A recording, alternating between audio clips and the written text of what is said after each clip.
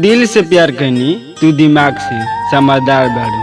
कि हम दिल से प्यार करनी तू दिमाग से समझदार बाड़ू। एक ही गाँव में दू गो सेटिंग माने के पर ये करे जा कलाकार बाड़ू।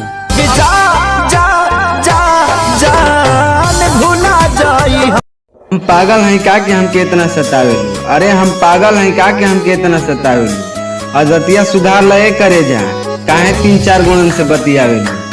दुनिया में जियल मुश्किल भइल अब जख्म ही दिल के। हम खुश बानी हमके तन्हाई ना चाहिए। हम ठीक बानी हमके दवाई ना चाहिए। कि सुन हम खुश बानी हमके तन्हाई ना चाहिए।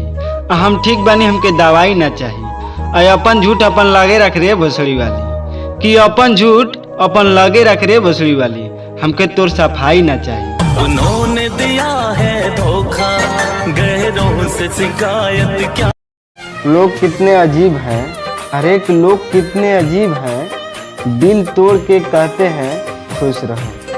जी के लाग जिया तानी हटल